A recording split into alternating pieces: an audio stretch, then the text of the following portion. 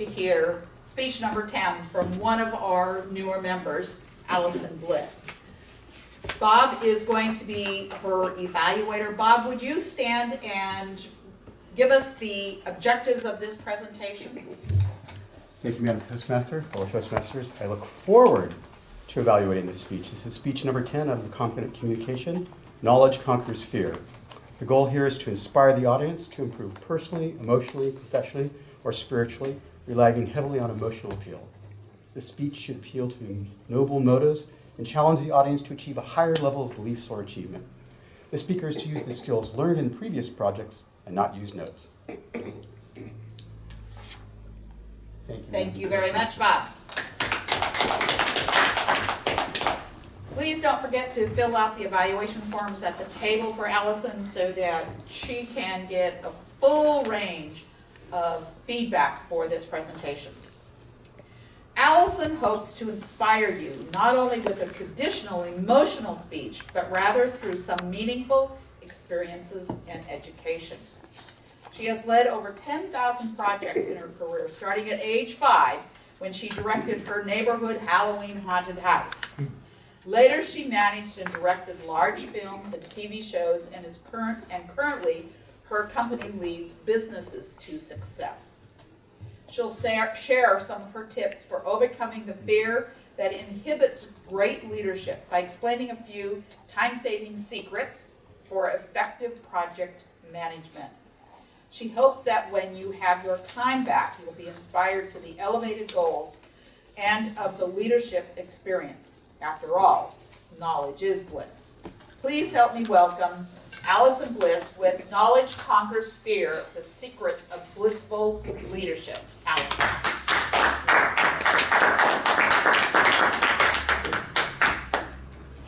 Thank you.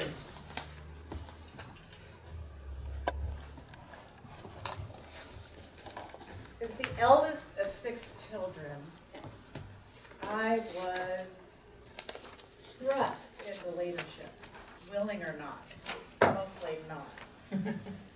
I had to do all the babysitting and arrange all the projects for my siblings because I was the oldest. If any of them broke anything or did anything wrong, I was punished. So for me, leadership is punishment or too much responsibility. No, thank you. However, the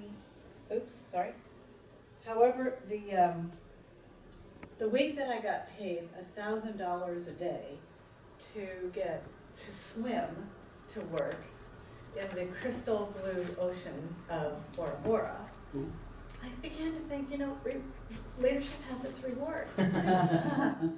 So I decided to figure this out. On this shoot, my cameraman came to me the first day and said, I'm going to apologize because I think I'm going to be fired. I said, what are you talking about? What do you mean? He said, I think I only got hired because I was related to somebody in the production office. And I'm thinking, what is that about? That's not fair. He told me he had been told his entire life that he would never amount to anything. So that just really riled me up. I thought, oh no, this is not acceptable. I'm going to find a way to get his confidence built up. Because when people are confident on your team, they do a better job, right? We had lots of filming that we did in the water. Every time he held the camera equipment up from getting seawater in it and ruining $100,000 worth of equipment, we cheered him on. When we had to go ship to shore in sometimes treacherous conditions, and he figured out how to do that safely with my actors, we celebrated him at dinner. By the time we got to the end of this shoot, he was feeling pretty confident. And he did a great job, and there's no way we would have fired him. He was totally necessary on our crew. It was a very rewarding experience because he went back to Los Angeles, where he lived, and he got job after job after job. Our whole team just cheered him on through email, which is how we connected. We were really thrilled that we had taken somebody who thought he was a loser and made him feel really great.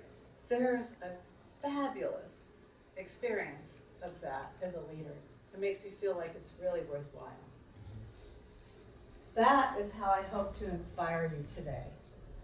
I want to affect your thinking in hopes that you get this blissful experience from leadership instead of just that frustration of a time suck, which it often is. Because I'm going to try to show you how to save 8 hours a week with some of the project management tools. That's 32 hours a month. If you save that time, you can aspire to the higher levels of leadership once you nail the project management part of it. Tyree is going to be covering the higher levels in his HPL. So I'm going to look at the ground level right here. I'm going to cover 4 critical rules: planning, budgeting, delegating, and communication. Boring, but it's not, because you can have fabulous experience from each one of them. The first is to plan. Plan everything. Have a wonderful brainstorming session with your team. Take them under your wing and use all of their ideas and their creativity. That's what they're there for. They want to help. They want to learn. They wouldn't be on your project if they didn't have something to offer. Before it gets very dry. Then put it all into an action plan and a timeline. Actions without a timeline are meaningless, right?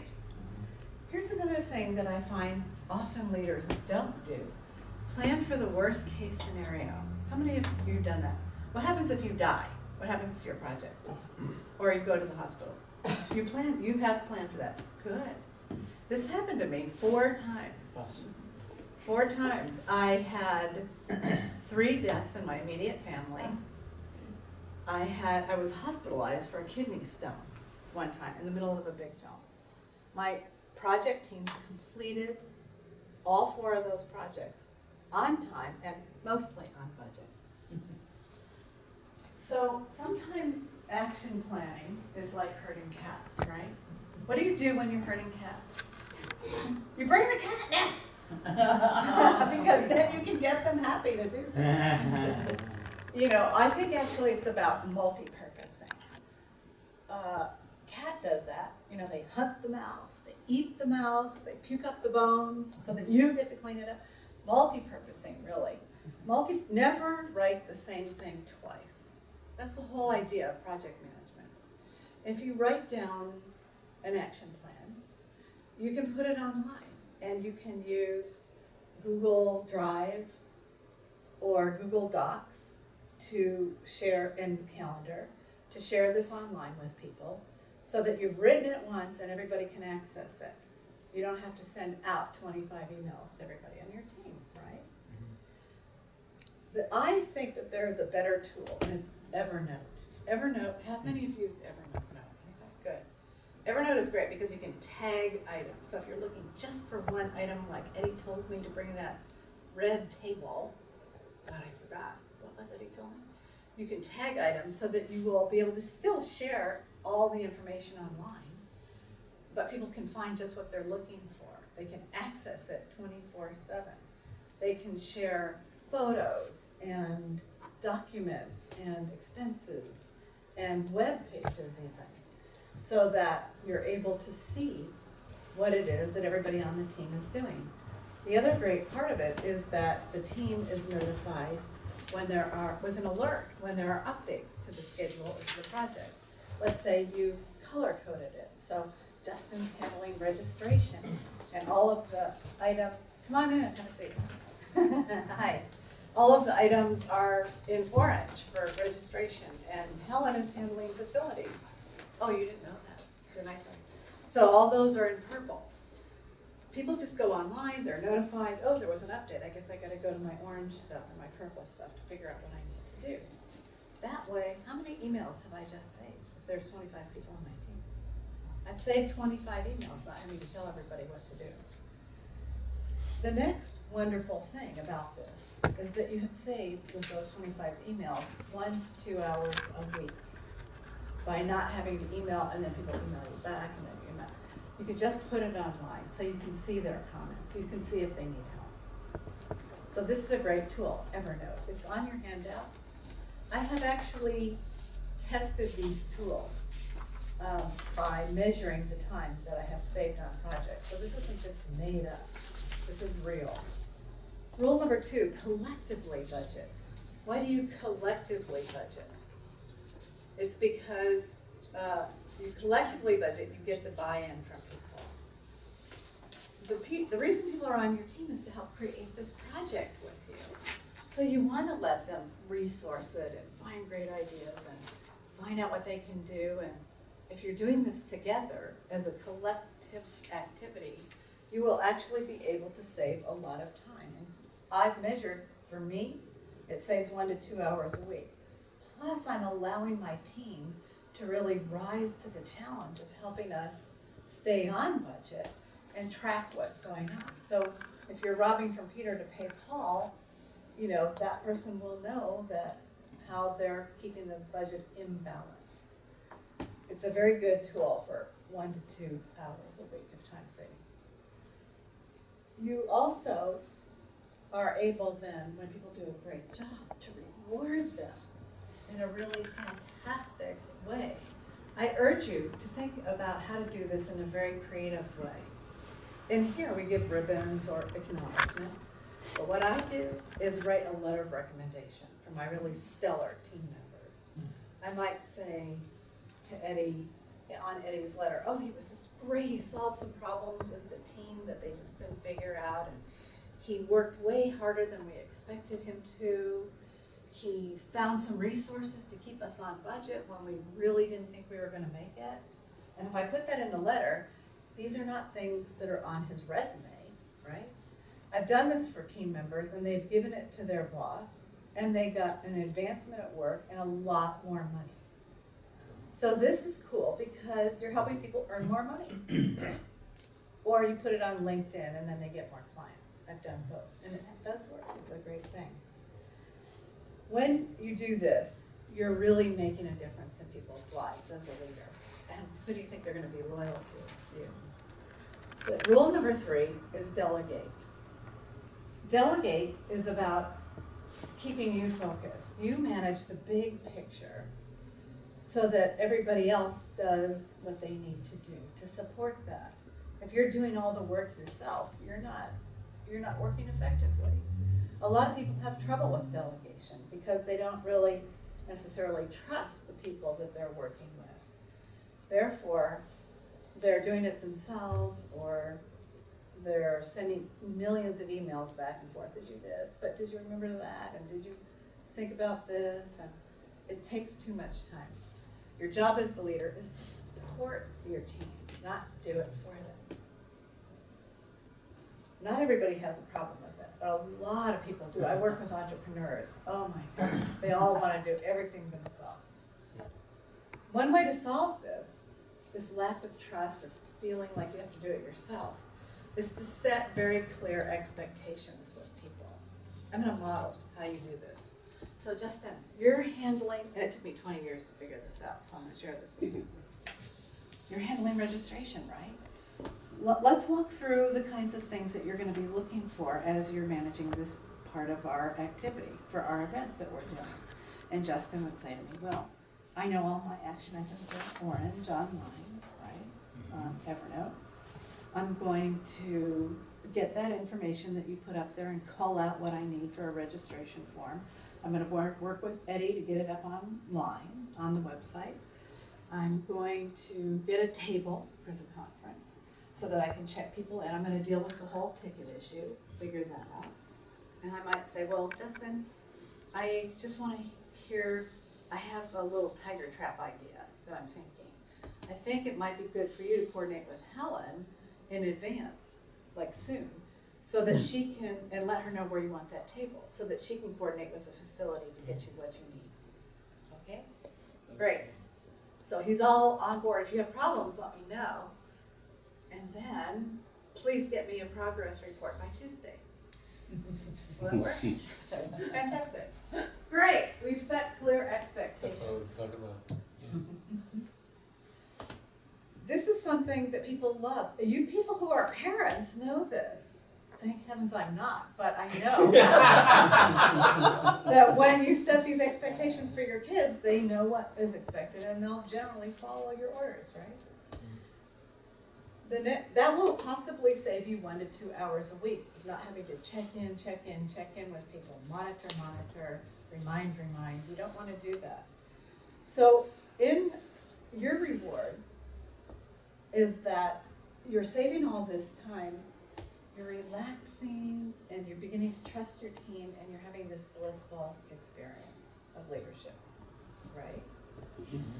Sometimes you can make a difference in ways you never knew.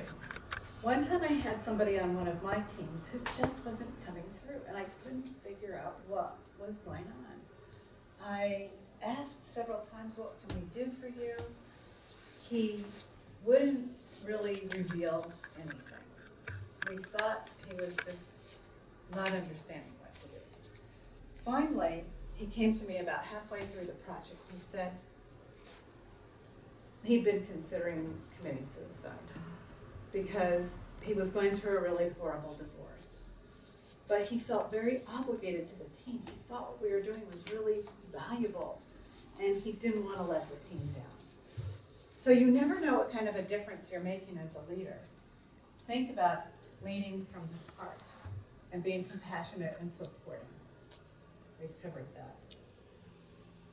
In summary, the first 3 rules. Number 1, plan. That'll save you 2 hours. Get it up online. Number 2, collectively budget. That'll save you a couple of hours as well, because everybody will know what to do. And delegate, same thing, 2 more hours, 6 hours. Where are those other 2 hours? Oh yeah, that's about communicating everything. We've already talked about not individually emailing or phone calling everybody. Of course, sometimes a phone call is warranted. Instead, you're going to put it online with either Google Drive or Evernote. That'll save a couple hours a week right there, depending on how big your project or team is. How do you schedule? How do you get rid of those 25 annoying emails that are, oh, I have to pick my kids up on Friday, or I have to go to the dentist on Thursday. No, just tell me when you're available. You use a tool called Doodle. It's on your handout. Doodle is a great tool because you can fill out a form that they call a poll, which fills in the dates and times that you're available. It'll automatically be sent to your team. They just click on the dates and times they're available, and it will immediately display the date that everybody's available for a meeting. Fabulous, you saved an hour. And those annoying emails, right? Oh, sorry, free conference call. This is another great tool for saving another hour a week. Inevitably, somebody won't make it to your conference, right, to the meeting. You can record the call. They can listen in to the recording so they're up to speed. You just saved an hour not having to call them or send them a long email. There are other points on your handout about building trust with your team, but I'm not going to cover those right now. Lastly, followup.cc. This is a really great tool. So Justin was supposed to get me that progress report on Tuesday. I got busy at work and things came up, and then the facility people called and they're having issues, and what was I supposed to do on Tuesday? No, there was something. Oh yeah, I got an email from Follow-Up.cc. It said, where's that email from Justin that you were supposed to get? Oh yeah, that's just like a personal assistant. It reminded me that I needed to connect with you to find out where that progress report is. So all those things together have just saved you 8 hours a week. Most importantly, you want to celebrate everything, no matter how big or small the accomplishments. You're building friendships, you're building confidence, like the cameraman. You're helping people earn more money, like your team that you wrote the letter for. You are saving lives sometimes, even though that sounded a bit dramatic, it actually happened. Therefore, with the 8 hours that you're saving, you're realizing that knowledge conquers the fear or annoyance of leadership. Those are my secrets. I hope you enjoy them. Knowledge is bliss. Thank you. Thank you, Allison. Can the timer please give us 2